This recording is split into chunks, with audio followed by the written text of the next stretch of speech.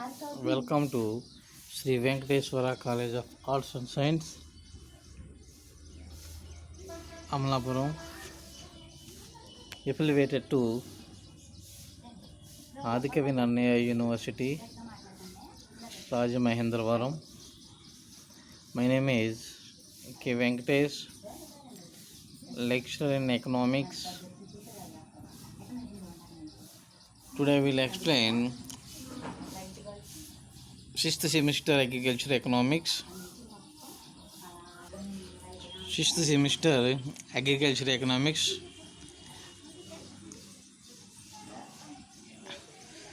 భారత వ్యవసాయ రంగంలో ఉత్పత్తి, ప్రాసెసింగ్ మరియు మార్కెటింగ్లో ఎదురయ్యేటువంటి ప్రధానమైనటువంటి సమస్యలు ఏమిటి అనేది ఇక్కడ మనం చెప్పుకోబోతూ ఉంటాము అన్నమాట. అంటే భారత వ్యవసాయ రంగంలో ఉత్పత్తి, ప్రాసెసింగ్ మరియు మార్కెటింగ్లో ఎదురయ్యే ప్రధానమైనటువంటి సమస్యలు. జనరల్గా మనందరికీ తెలుసు, ఇండియా ఇనీషియల్ డేస్ నుండి కూడా అగ్రికల్చర్ బేస్డ్ ఎకానమీ అని చెప్పేసి వ్యవసాయ ఆధారిత ఆర్థిక వ్యవస్థ భారతదేశ ఆర్థిక వ్యవస్థ అని చెప్పేసి మనందరికీ తెలిసినటువంటి విషయమే. భారతదేశంలో most of the people majority of people depends upon agriculture sector. అంటే ఎక్కువ మంది వ్యవసాయ రంగంపైనే ఆధారపడి జీవనం సాగించడం జరుగుతూ ఉంటుంది. అనగా భారతదేశంలో ఇప్పటికీ కూడా సుమారు more than 50% of people, exactly 50% of people depends upon agriculture sector. అంటే 53% మంది ప్రజలు భారతదేశంలో వ్యవసాయ రంగమే జీవనాధారంగా జీవనం సాగించడం జరుగుతూ ఉంటుంది అన్నమాట. సో అంత ప్రాముఖ్యత కలిగినటువంటి భారతదేశ ఆర్థిక వ్యవస్థలో వ్యవసాయ రంగంలో భారత ప్రజలు వ్యవసాయం ఒక వృత్తిగానే కాక వారి జీవన విధానంలో ఒక భాగంగా చెప్పడం జరుగుతూ ఉంటుంది అన్నమాట. అంటే ఇదేదో ఒక పనిగా భావించరు. వ్యవసాయం అనేది మన కల్చర్, అంటే మన కల్చర్లో ఒక భాగంగా, మన జీవన విధానంలో ఒక భాగంగా వ్యవసాయం అనేది మిళితమైపోయి ఉంటుంది అన్నమాట. నేడు దాదాపు 30 నుండి 35% మంది ప్రజలు మన నగరాలు, పట్టణాలు నివసించినప్పటికీ కూడా వారి మూలాలు నేటికి కూడా గ్రామాల్లోనే ఉన్నాయని మనం చెప్పడం జరుగుతూ ఉంటుంది అన్నమాట. అయితే భారత వ్యవసాయ రంగం ఉత్పాదకతలోను, ప్రాసెసింగ్లోను, మార్కెటింగ్లోను అనేక సమస్యలను ఎదుర్కొనుచున్నది అని చెప్తూ ఉంటాము అన్నమాట. అవేమిటి అనేది మనం చూసినట్లయితే, అంటే ఇప్పుడు చూడండి, ఇండియాలో most of the people agriculture sector పైన డిపెండ్ అయి ఉన్నప్పటికీ కూడా ఇండియన్ అగ్రికల్చర్లో ఉత్పత్తికి సంబంధించినటువంటి కాంప్లికేషన్స్ మనం ఫేస్ చేస్తూ ఉన్నాము. అట్లనే అగ్రికల్చర్ గూడ్స్కి సంబంధించి ప్రాసెసింగ్ ప్రాబ్లమ్స్ మనం ఫేస్ చేస్తూ ఉంటాము. అగ్రికల్చర్ గూడ్స్కి సంబంధించిన మార్కెటింగ్ ప్రాబ్లమ్స్ అనేవి మనం చెప్పవలసిన అవసరమే లేదు. అనేక రకాలైనటువంటి మార్కెటింగ్ ప్రాబ్లమ్స్ అనేది ఫేస్ చేయడం జరుగుతూ ఉంటుంది అన్నమాట. అయితే భారత వ్యవసాయ రంగం ఉత్పాదకతలోను, ఉత్పాదకతలోను, ప్రాసెసింగ్లోను, మార్కెటింగ్లోను అనేక సమస్యలను ఎదుర్కొనుచున్నది అని చెప్పవచ్చు. ఇది భారత వ్యవసాయ రంగం ఉత్పాదకతలోను, ప్రాసెసింగ్లోను, మార్కెటింగ్లోను కూడా అనేక సమస్యలను ఎదుర్కొనుచున్నది. వాటిని క్రిందకి మనం వివరించడం జరుగుతూ ఉంటుంది. అవి ఏమిటని చూసినట్లయితే, ఉత్పత్తిలో సమస్యలు ఏమిటి అని చూస్తే, వ్యవసాయ ఉత్పత్తి అనగా సాగు చేయబడుతున్న భూకమతం నుండి లభించిన మొత్తం ఉత్పత్తి. వ్యవసాయ ఉత్పత్తి అనగా సాగు చేయబడుచున్న భూకమతం నుండి లభించిన మొత్తం ఉత్పత్తి.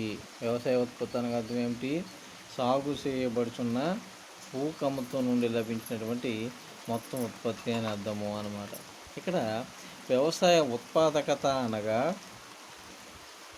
సగటున 1 హెక్టార్ భూమి నుండి లభించినటువంటి దిగుబడి.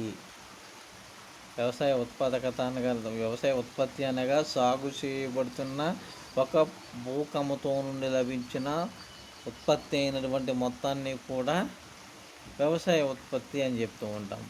వ్యవసాయ ఉత్పాదకత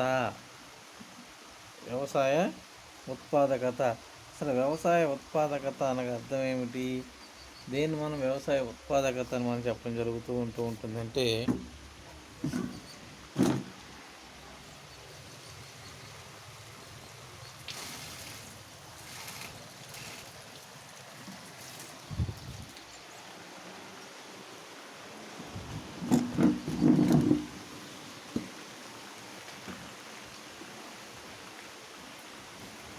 వ్యవసాయ ఉత్పాదకత.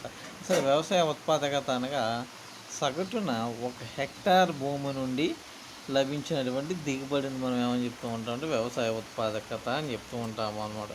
సగటున 1 హెక్టార్ భూమి నుండి లభించినటువంటి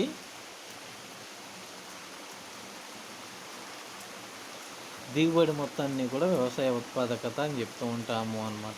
మన వ్యవసాయ ఉత్పత్తి మరియు వ్యవసాయ ఉత్పాదకతలు అనేవి రెండు కూడా తక్కువ స్థాయిలోనే ఉన్నవి. ఎందుకు తక్కువ స్థాయిలో ఉన్నాయి, దానికి గల కారణాలు ఏమిటి అని మనం చూసినట్లయితే అవి ఏమిటి అనేది ఇక్కడ చూడండి. ఒకటి సాధారణ కారణాలు. సాధారణ కారణాలు. ఆ సాధారణ కారణాలు ఏమిటి మనం చూసినట్లయితే వ్యవసాయ ఉత్పత్తి తక్కువగా ఉండటం గల సాధారణ కారణాలు ఏమనగా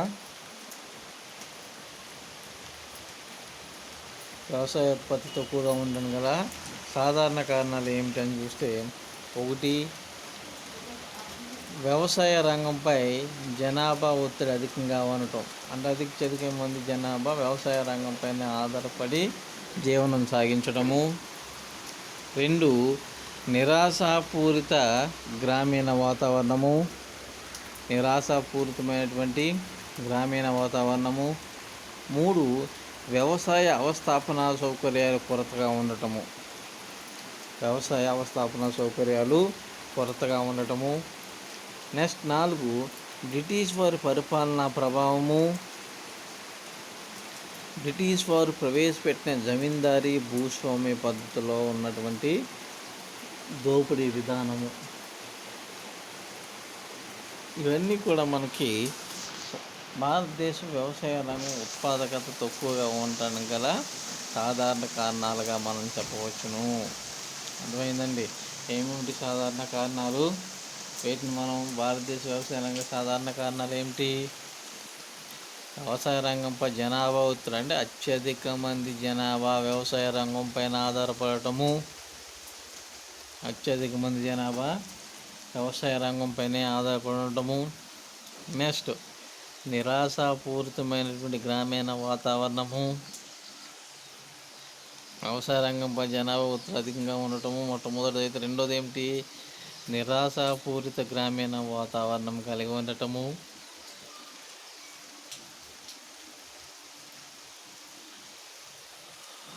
నెక్స్ట్ మూడోది వ్యవసాయ అవస్థాపన సౌకర్యాలు కొరతగా ఉండటము.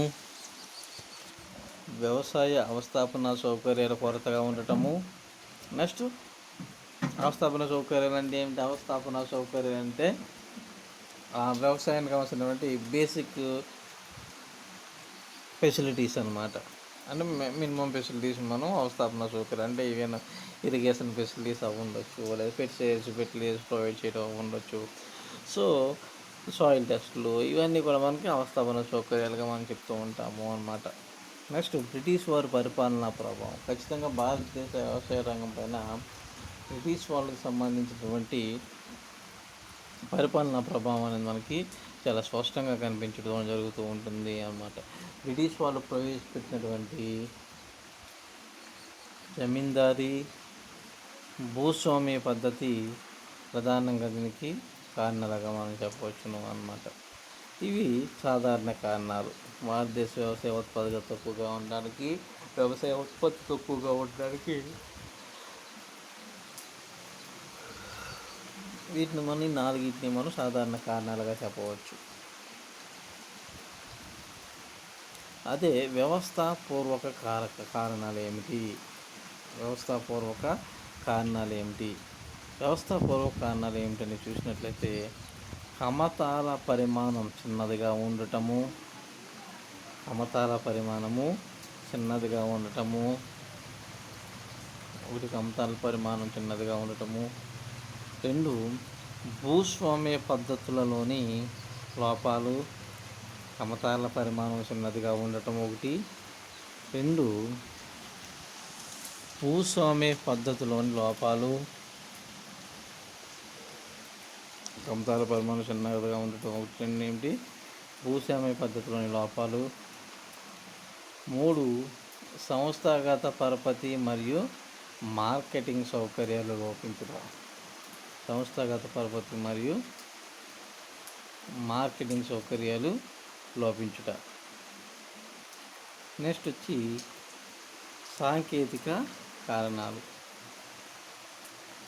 ఇక్కడ వ్యవస్థాపక కారణాల్లో చూడండి, మనకి కమతాల పరిమాణం చిన్నదిగా. కమతము అంటే ఏమిటి? దేన్ని మనం కమతము అంటారు అని చెప్పాను. కమతము అంటే ఒక వ్యక్తి, ఒక రైతు పండించేటటువంటి పంట ఎంత పరిమాణంలో అయితే పంట పండించడం జరుగుతూ ఉంటుందో ఒక యార్డ్, దాన్ని ఒక కమతము అని చెప్పడం జరుగుతూ ఉంటుంది అన్నమాట. భారతదేశంలో కమత పరిమాణం అనేది చాలా తక్కువ. అన్ని రాష్ట్రాల్లో ఒకే రకంగా లేనప్పటికీ కూడా కమత పరిమాణం భారతదేశంలో చాలా తక్కువ మొత్తంలోనే కమత పరిమాణం అనేది మనం చూడడం జరుగుతూ ఉంది. చాలా తక్కువ మొత్తంలోనే కమతాలు అనేవి మనం చూడడం జరుగుతుంది. చిన్న చిన్ని కమతాలుగా విభజించడం జరుగుతూ ఉంటుంది అన్నమాట. దానికి కారణం ఏమిటంటే జనాభా ఒత్తిడి వ్యవసాయ రంగం పైన ఎక్కువగా ఉండటమే చెప్పుకోవడం జరుగుతూ ఉంటుంది అన్నమాట. నెక్స్ట్ వచ్చి భూస్వామ్య పద్ధతులను లోపాలు. అంటే బ్రిటిషర్స్ కాలంలోనే భూస్వామ్య విధానం ఉన్నప్పటికీ కూడా స్వతంత్ర అనంతరం 1960 సంవత్సరం వచ్చినప్పుడు క్రమేపీ భూస్వామ్య వ్యవస్థను రద్దు చేయడం జరిగింది. అయినప్పటికీ కూడా అనఫీషియల్గా ఇండియాలో భూస్వామ్య వ్యవస్థ అనేది కంటిన్యూ అవుతూ ఉంటుంది. అఫీషియల్గా లేదు, కానీ అనఫీషియల్గా ఇప్పటికీ కూడా భూస్వామ్య పద్ధతి అనేది ఇండియాలో కొనసాగుతూనే ఉన్నది. అదేవిధంగా సంస్థాగత పరపతి మరియు మార్కెటింగ్ సౌకర్యాలు లోపించడం. సంస్థాగత పరపతి మరియు మార్కెటింగ్ సౌకర్యాలు లోపించుట అన్నమాట. భారతదేశంలో మనం చూసినట్లయితే సంస్థాగత పరపతి సౌకర్యాలు తక్కువగా ఉంటుంటే, పరపతి అంటే ఏంటంటే ఇప్పుడు లోన్స్, అప్పులు ఇవ్వటము అనమాట. అంటే బ్యాంకులు ఇవన్నీ అంటే రిజర్వ్ బ్యాంక్ చేత రిజిస్టర్ అయినటువంటి ఫైనాన్షియల్ ఆర్గనైజేషన్స్ ఇచ్చినటువంటి లోన్స్ అన్నింటినీ మనం ఏమని చెప్తూ ఉంటామంటే సంస్థాగత రుణాలు అని చెప్తూ ఉంటాము. దాన్ని సంస్థాగత పరపతి అని చెప్పడం జరుగుతూ ఉంటుంది అనమాట. అదేవిధంగా మార్కెటింగ్ సౌకర్యాలు లోపించడం, మార్కెటింగ్ సౌకర్యాలు లోపించుట. నెక్స్ట్ వచ్చి సాంకేతిక కారణాలు. దాంట్లో మొట్టమొదటిగా మనం చెప్పుకునేది సాంకేతిక కారణాల్లో ఒకటి ఆధునిక వ్యవసాయ ఉత్పాదకాల కొరత. భారతదేశంలో అంటే అభివృద్ధి చెందుతున్నటువంటి దేశాల్లో ఆధునిక ఉత్పాదకాల కొరత అనేది మనం స్పష్టంగానే మనకు కనిపిస్తూ ఉంటుంది. సరైనటువంటి ఉత్పాదకాలు ఉన్నాయి భారతదేశంలో అంటే లేవని మనం చెప్పవచ్చు. అంటే ఉత్పాదకాలు అంటే నూతన సాంకేతిక పరిజ్ఞానానికి సంబంధించినటువంటి యంత్రాలు, యంత్ర పరికరాలు అనే కొరతగా ఉండటం. నెక్స్ట్ చాలా ఇంపార్టెంట్ అయింది వ్యవస్థ సాంకేతిక కారణాలు నీటిపారుదల సౌకర్యాల కొరత. భారతదేశంలో అంటే అభివృద్ధి చెందుతున్నటువంటి దేశంలో సుమారు ఇప్పటికీ ఇంకనూ కూడా 40% భూమికి మాత్రమే మనం ఇరిగేషన్ ఫెసిలిటీస్ ప్రొవైడ్ చేయగలిగాము, నీటిపారుదల సౌకర్యాలు ప్రొవైడ్ చేయగలిగాము. ఇప్పటికీ ఇంకనూ 60% భూమి వర్షం పైన ఆధారపడుతుంది, వర్షాధారమైనటువంటి భూమిగానే మనం చెప్పడం జరుగుతూ ఉంటుంది అన్నమాట. అంటే దీన్ని బట్టే మనకు అర్థమవుతుంది భారతదేశంలో ఏ రేంజ్లో ఈవెన్ నీటిపారుదల లోపం అనేది ఉన్నది అనేది మనకు తెలియటం జరుగుతూ ఉంటుంది అన్నమాట. అంటే ఇక్కడ మనకు చూడండి చాలా క్లియర్గా తెలుస్తూ ఉంటుంది. భారతదేశం ఇప్పుడు మన ఆంధ్ర రాష్ట్రంలోనే మనం చూసినట్లయితే కేవలం 3 జిల్లాలు మాత్రమే ఇరిగేషన్ ప్రాజెక్టుల ద్వారా లబ్ధి పొందుతూ ఉంటాయి. అంటే సుమారు 4 జిల్లాలు అనుకోవచ్చు. మిగిలిన 13 జిల్లాల్లో మిగిలిన 9 జిల్లాలో కూడా వర్షాధారమైంది. ఈ లెక్కన భారతదేశం అంతా మనం చూసినట్లయితే మనం కేవలం 40% భూభాగానికి మాత్రమే ఇరిగేషన్ ఫెసిలిటీస్ మనం ప్రొవైడ్ చేయగలిగాము అనమాట. అంటే వాటర్ ఫెసిలిటీస్ మనం ప్రొవైడ్ చేయగలిగాము అనమాట. మిగిలిన భూమి మొత్తం కూడా వర్షం పైన ఆధారపడి ఉండటం జరుగుతూ ఉంటుంది అన్నమాట. నెక్స్ట్ మూడోది పురాతన వ్యవసాయ పద్ధతులను అనుసరించడము. పురాతన వ్యవసాయ పద్ధతులను అనుసరించడం అనమాట. భారతదేశంలో ఉన్నటువంటి రైతులు అత్యధిక శాతం మంది నిరక్షరాస్యులు అవ్వటము, ఈ నిరక్షరాస్యత కారణంగా అత్యధిక శాతం మంది సాంప్రదాయ పద్ధతుల్లోనే వ్యవసాయం అనేది కొనసాగించడం జరుగుతూ ఉంటుంది అన్నమాట. ఇది కూడా భారతదేశ వ్యవసాయ రంగము ఉత్పాదకత తక్కువగా ఉండడానికి ఒక ప్రధాన కారణంగా మనం చెప్పడం జరుగుతూ ఉంటుంది అన్నమాట. అర్థమైందండి. ఎన్ని కారణాలు చెప్పుకున్నాము మన భారతదేశంలో వ్యవసాయ రంగం ఉత్పాదకత తక్కువగా ఉండడానికి ఎన్ని కారణాలు? 3 కారణాలు చెప్పుకోవడం జరిగింది. 1 సాధారణ కారణాలు, 2 వ్యవస్థాపూర్వక కారణాలు, 3 సాంకేతిక కారణాలు నుంచి 3 కారణాలు మనం చెప్పడం జరిగింది అన్నమాట. నెక్స్ట్ వచ్చి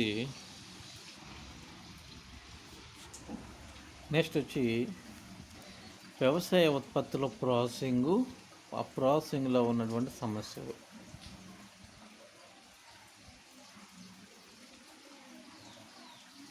వ్యవసాయ ఉత్పత్తుల ప్రాసెసింగ్లో ఉన్నటువంటి సమస్యలు ఏమిటి అనేది ఇప్పుడు మనం చెప్పుకోవడం జరుగుతూ ఉంటుంది అన్నమాట.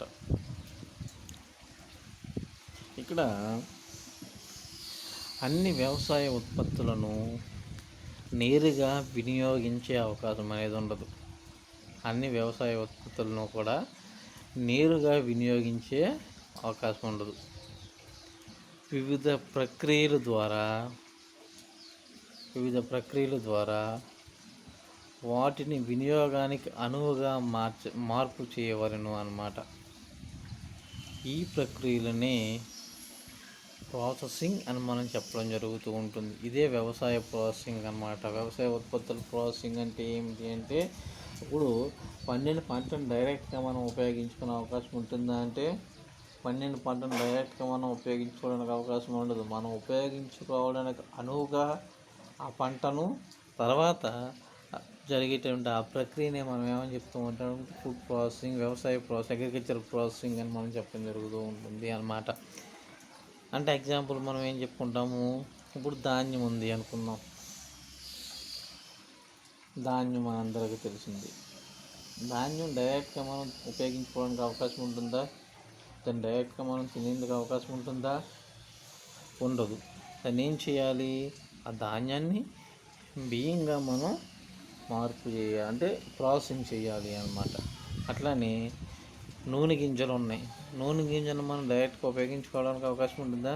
దాని నూనెగా ప్రాసెసింగ్ అనేది చేయాలి. వీటిని మనం ఫుడ్ ప్రాసెసింగ్ అని చెప్తూ ఉంటాము. అగ్రికల్చరల్ ప్రాసెసింగ్ అని చెప్పడం జరుగుతూ ఉంటుంది. అగ్రికల్చరల్ ప్రాసెసింగ్ అని మనం చెప్పడం జరుగుతూ ఉంటుంది అన్నమాట. అంటే వరి ధాన్యాన్ని బియ్యంగాను, నూనె గింజలను వంట నూనెగాను మార్చడని వ్యవసాయ ప్రాసెసింగ్ అని మనం చెప్పడం జరుగుతూ ఉంటుంది అన్నమాట. సో అంటే అన్ని వ్యవసాయ ఉత్పత్తులు కూడా వివిధ ప్రక్రియల ద్వారా వినియోగానికి సిద్ధం చేయటాన్ని అగ్రికల్చరల్ ప్రాసెసింగ్ అని మనం చెప్పడం జరుగుతూ ఉంటుంది అన్నమాట. అర్థమైందండి? అగ్రికల్చరల్ ప్రాసెసింగ్ అంటే అర్థమైంది కదా.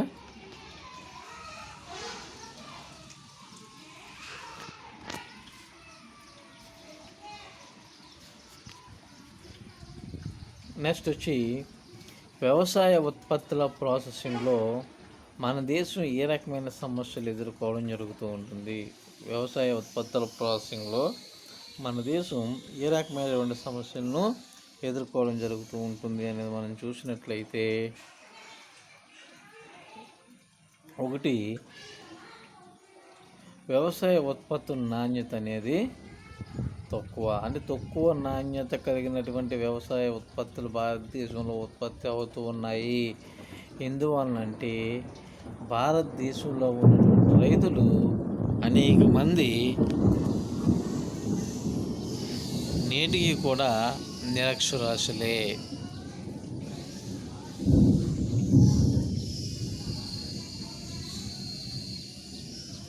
అర్థమైందండి. వ్యవసాయ ఉత్పత్తుల నాణ్యత భారతదేశంలో తక్కువగా ఉండడానికి గల కారణం ఏం చెప్పుకొచ్చాడు? వ్యవసాయ ఉత్పత్తుల నాణ్యత భారతదేశంలో తక్కువగా ఉండడానికి గల కారణం ఏమిటంటే అనేక మంది రైతులు నేటికి కూడా భారతదేశంలో నిరక్షరాస్యులుగానే ఉన్నారు అన్నమాట. ఎక్కువ మంది నిరక్షరాస్యులే. ఈ నిరక్షరాస్యులు అవ్వడం వల్ల ఏమవుతుందంటే ఆధునిక సాంకేతిక పరిజ్ఞానాన్ని ప్రవేశపెట్టడానికి వీళ్ళు ముందుకు రావట్లేదు. సాంప్రదాయ పద్ధతుల్లోనే వ్యవసాయం అనేది చేయటం జరుగుతూ ఉంటుంది అన్నమాట. తత్ఫలితంగా వ్యవసాయ ఉత్పత్తుల నాణ్యత అనేది తక్కువగా ఉన్నట్లుగా మనం చెప్పడం జరుగుతూ ఉంటుంది అన్నమాట.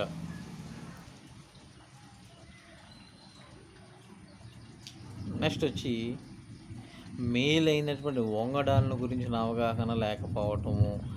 మేలైన వంగడాలు అంటే ఏంటంటే విత్తనాలు, వాటిని మనం సీడ్స్ అని చెప్తూ ఉంటాము అన్నమాట. ల్యాబుల్లో తయారు చేసినటువంటి విత్తనాలను ఉపయోగించుకోవడం వలన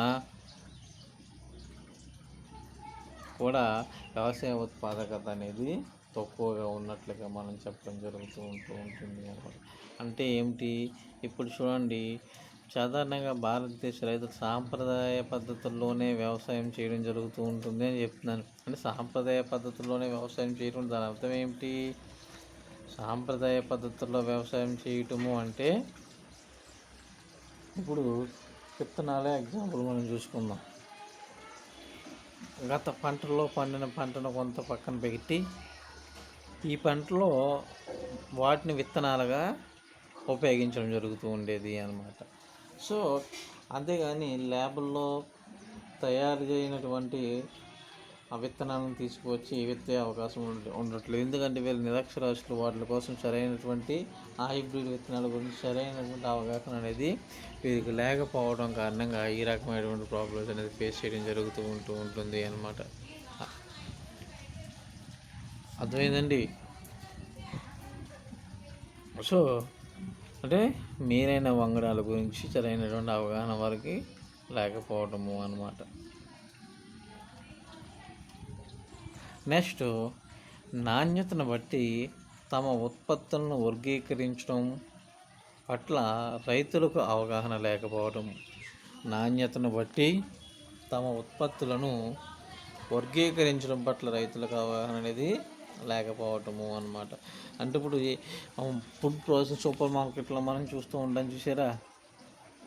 ఈవెన్ ఏబీసీలు గ్రేడ్లు విడగొట్టేస్తూ ఉంటాడు. ఆ ఫుడ్ ప్రాసెసింగ్ క్వాలిటీ, లో క్వాలిటీ అని చెప్పి ఆ గ్రేడింగ్ అనేది ఇవ్వడంలో రైతులకు అంత అవగాహన అనేది లేకపోవటము అన్నమాట.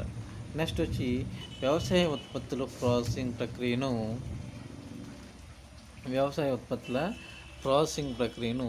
చాలామంది రైతులు పాటించలేకపోవటం.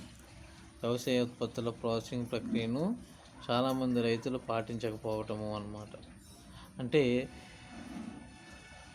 వాళ్ళకి సరైనటువంటి ప్రాసెసింగ్ పట్ల సరైనటువంటి అవగాహన లేకపోవడం వల్ల ఈవెన్ రైతులు ఇది పాటించకపోవటము అన్నమాట. నెక్స్ట్, ఒకవేళ ప్రాసెసింగ్ ప్రక్రియను కొంతమంది రైతులు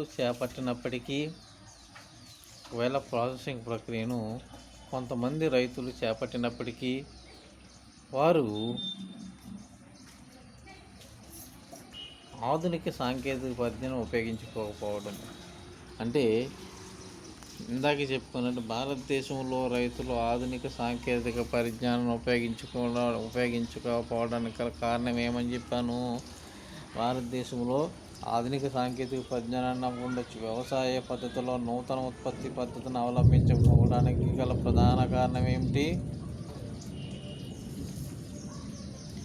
వ్యవసాయంలో నూతన ఉత్పత్తి పద్ధతులను అవలంబించకపోవడానికి ప్రధాన కారణం మెయిన్ ఫ్యాక్టర్ ఏమని చెప్తూ ఉంటాము, దానికల మెయిన్ కారణం ఏమిటి అంటే ఒకటే. దాని మెయిన్ కారణం ఏమిటి? భారతదేశంలో ఉన్న మెజారిటీ పీపుల్ ఆఫ్ ఫార్మర్స్, అత్యధిక శాతం మంది రైతులు నిరక్షరాస్యులు, చదువుకోనటువంటి వాళ్ళే ఉన్నారు. నిరక్షరాస్యులుగా ఉండటం కారణంగా ఈ రకమైనటువంటి ప్రాబ్లమ్స్ ఫేస్ చేయడం జరుగుతూ ఉంటుంది అన్నమాట. వీళ్ళకి ఈ ప్రాసెసింగ్ ప్రక్రియ ఉండొచ్చు, అదేవిధంగా గ్రేడింగ్ ప్రక్రియ ఉండొచ్చు.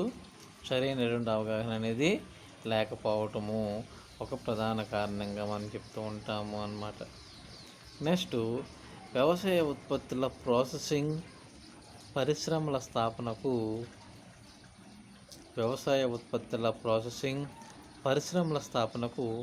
ప్రభుత్వ అనుమతుల పొందుటలోను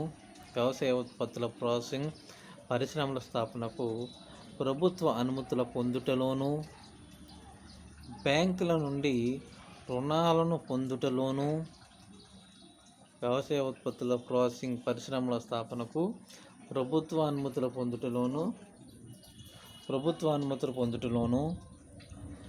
బ్యాంకుల నుండి రుణాలను పొందుటలోను విద్యుత్ శక్తి కొరత, ప్రభుత్వ యంత్రాంగం అవినీతి మొదలగు సమస్యలను ఎదుర్కోవడం జరుగుతూ ఉంటుంది అన్నమాట.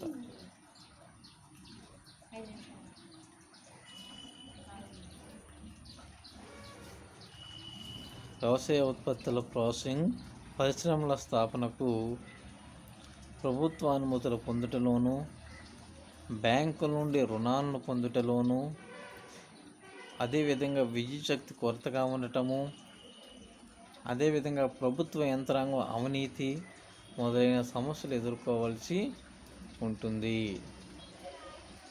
వ్యవసాయ మార్కెటింగ్లో ఉన్నటువంటి సమస్యలు, ఏ రకమైన సమస్యలు వ్యవసాయ మార్కెటింగ్లో ఉన్నాయి అనేది మనం చూసినట్లయితే ఇక్కడ ఇంకొకసారి చూడండి, బ్రీఫ్గా చెప్పేస్తాను. ప్రాసెసింగ్లో ఉన్న సమస్యలు ఏమిటి? ప్రాసెసింగ్లో ఉన్న సమస్యలు వ్యవసాయ ఉత్పత్తుల నాణ్యత తక్కువగా ఉండటము, అదే మేలైన వంగడాల గురించి అవగాహన రైతులకు సరిగా లేకపోవటము. నెక్స్ట్, నాణ్యతను బట్టి తమ ఉత్పత్తులను గ్రేడింగ్ చేయడం రైతులకు చేతకాకపోవటము, గ్రేడ్ చేయలేకపోవటము. అంటే వస్తు నాణ్యతను బట్టి రైతులు గ్రేడింగ్ ఇవ్వలేకపోవటము. నెక్స్ట్ వచ్చి వ్యవసాయ ఉత్పత్తుల ప్రాసెసింగ్ ప్రక్రియ చాలామంది రైతులు పాటించకపోవటము.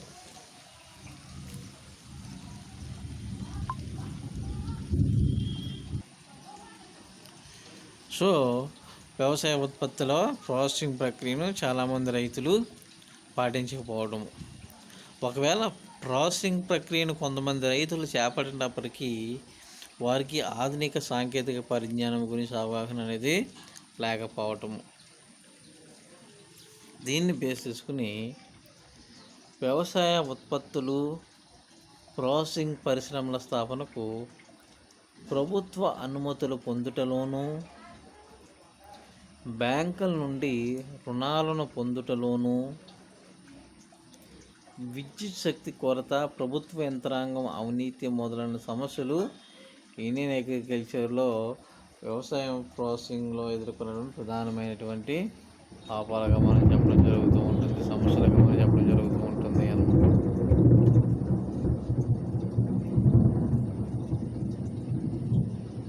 ఇప్పుడు వ్యవసాయ మార్కెటింగ్ సమస్యలు. వ్యవసాయ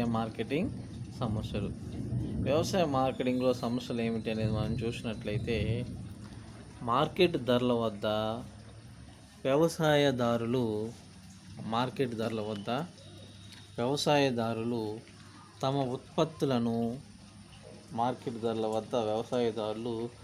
ఉత్పత్తులను అంతిమ వినియోగదారులకు చేర్చే ప్రక్రియను వ్యవసాయ మార్కెటింగ్ అనవచ్చును. మార్కెట్ ధరల వద్ద వ్యవసాయదారులు తమ ఉత్పత్తులను అంతిమ వినియోగదారులకు చేర్చే ప్రక్రియనే వ్యవసాయ మార్కెటింగ్ అని చెప్పడం జరుగుతూ ఉంటుంది. భారత వ్యవసాయ మార్కెటింగ్లో అనేక సమస్యలు, అనేక లోపాలు అనేవి ఉన్నాయి. ఏమిటో మనం చూసినట్లయితే, మొట్టమొదటిది వ్యాపారులు తప్పుడు తూనికలు, కొలతలతో రైతులను మోసం చేయటము. చూడండి, ఇది మనం భారతదేశంలో రెగ్యులర్గా మనం చూస్తూనే ఉంటాం, వింటూనే ఉంటాం. దళారీ వ్యవస్థ ఉంటుంది, మిడిల్ మ్యాన్స్ ఉంటూ ఉంటారు. వీళ్ళు రైతులను విపరీతంగా మోసం చేయడం జరుగుతూ ఉంటుంది. తప్పుడు ధర నిర్ణయించడము, మినిమం సపోర్ట్ ప్రైస్ గురించి వాళ్ళకి తెలియకపోవడం కారణంగా వాళ్ళు సిండికేట్ అయిపోయి తక్కువ ప్రైస్కే ఉత్పత్తులను కొనుగోలు చేయటము. ఎస్పెషలీ మనం చెప్పుకోవాలి అనుకుంటే, దీనిలో గిరిజన ప్రాంతాల్లో ట్రైబ్ రీజన్స్ ఏవైతే ఉంటాయో ఆ ట్రైబ్ రీజన్స్లో మనం దీనికి సంబంధించినటువంటి రైతులను ఎక్కువ మోసాలు అనేవి మనం చూడడం జరుగుతూ ఉంటుంది అన్నమాట. తూనికలు, కొలతలు అంటే తూకం వేస్తూ ఉంటాం చూడ కాటాలు, ఆ కాటాల్లో అంటే ఎక్కువగా మోసపోతూ ఉంటారు. ఎందుకు? వాటికి సంబంధించి సరైన అవగాహన లేకపోవడం కారణంగా రైతులు ఎక్కువగా మోసపోవడం జరుగుతూ ఉంటుంది అన్నమాట. నెక్స్ట్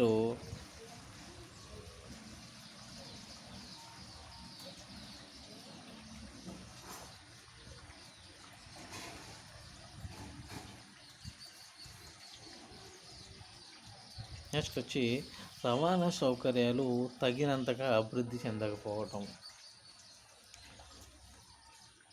భారతదేశ వ్యవసాయ రంగంలో మెజారిటీ ఆఫ్ పీపుల్, ఎక్కువ మంది జనాభా గ్రామీణ ప్రాంతం వారే వ్యవసాయం చేయడం జరుగుతూ ఉంటుంది. సో భారతదేశంలో ఇప్పటికీ కూడా మారుమూల గ్రామీణ ప్రాంతానికి ఉన్న దగ్గరలో టౌన్ తో రోడ్ కనెక్టివిటీ అనేది చాలా గ్రామాలకు ఇప్పటికీ కూడా లేదు. సో దీంతో రవాణా, వాళ్ళు పండించిన పంటను మార్కెట్కి తీసుకురావడానికి అవసరమైనటువంటి సరైన రవాణా సౌకర్యాలు అనేది మనకి ఎక్కడా కనిపించడం లేదు. సో ఇది కూడా భారతదేశ వ్యవసాయ రంగంలో ఉత్పాదకత అనేది తక్కువగా ఉండటానికి గల కారణము అన్నమాట. సో అంటే రవాణా సౌకర్యాలు తగినంతగా అభివృద్ధి చెందకపోవడం వల్ల వ్యవసాయ ఉత్పాదకత అనేది తక్కువగా ఉంది అన్నమాట. అంటే వ్యవసాయ ఉత్పాదకత తగ్గడానికి వన్ ఆఫ్ ది రీజన్ రవాణా సౌకర్యాలు సరిగా లేకపోవటము. అంటే ఇప్పటికీ కూడా భారతదేశంలో మనం చూసినట్లయితే గ్రామీణ ప్రాంతాలకు సరైనటువంటి రవాణా సౌకర్యాలు అనేది మనం ఎక్కడ కనిపించడం లేదు అన్నమాట.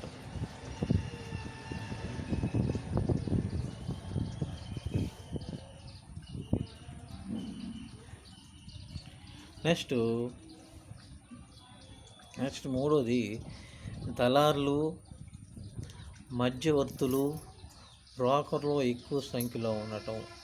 దళారులు, మధ్యవర్తులు, బ్రోకర్లు ఎక్కువ సంఖ్యలో ఉండటము అన్నమాట.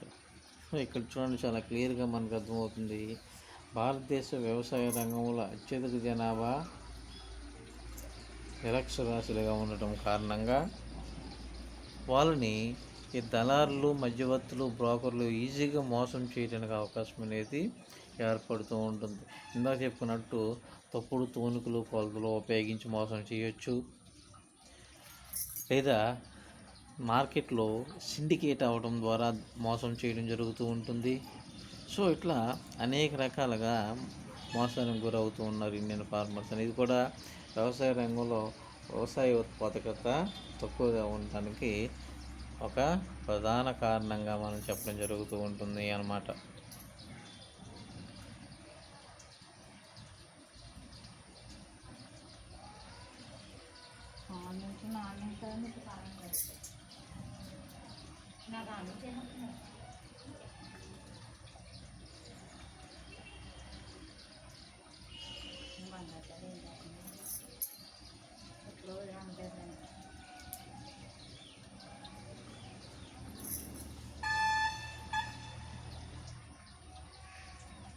నెక్స్ట్ వచ్చి గిడ్డంగి సౌకర్యాలకు వస్తాం. గిడ్డంగి అంటే ఏమిటి? గోడౌన్స్ అన్నమాట. ఫార్మర్స్, రైతులు ఎవరైతే ఉంటారో ఆ పండించినటువంటి పంట మొత్తాన్ని కూడా, ఉత్పత్తి మొత్తాన్ని కూడా మార్కెట్లో ఆ వస్తువుకు మంచి డిమాండ్ వచ్చే వరకు ఆ గిడ్డంగిలో స్టోర్ చేసుకోవడం ఉంటుంది అన్నమాట. సో ఇండియాలో ఈ గిడ్డంగులు అనేవి చాలా తక్కువ పరిమాణంలోనే ఉన్నాయి. సో ఉన్న గిడ్డంగులు కూడా పెద్ద పెద్ద రైతులకు వాళ్ళ పంటను స్టోర్ చేసుకోవడానికి ఉపయోగించడం జరుగుతూ ఉంటుంది తప్ప చిన్న ఫార్మర్స్కి ఏ రకంగానూ ఉపయోగకరంగా లేనట్లుగా మనం చెప్పడం జరుగుతూ ఉంటుంది అన్నమాట. అంటే మనకు అవసరానికంటే చాలా తక్కువ మొత్తంలోనే గిడ్డంగులు అనేవి ఇండియాలో ఏర్పాటు చేయడం జరిగింది అన్నమాట. చాలా తక్కువ ఉన్నాయన్నమాట. ఆ ఉన్న తక్కువ కూడా ఎక్కడుంటాయి? ఎక్కడైతే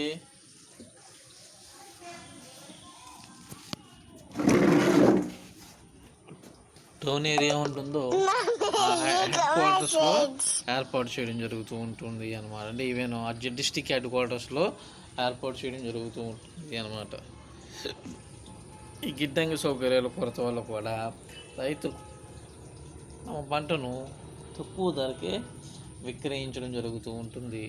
ఎందుకు ఎక్కువ స్టోర్ చేసుకోలేకపోతున్నారు? ఏ వర్షమో ఏదో పట్టడం వల్ల వచ్చే ధర కూడా రాదు అని చెప్పేసి ఈ దళారులకు, మధ్యవర్తులు ఎవరైతే ఉన్నారో బ్రోకర్లు, వీళ్ళు కోట్ చేసినటువంటి తక్కువ ధరకే రైతులు తమ వస్తువులను విక్రయించడం జరుగుతూ ఉంటుంది అన్నమాట. నెక్స్ట్ వచ్చి పరపతి సౌకర్యాల కొరత.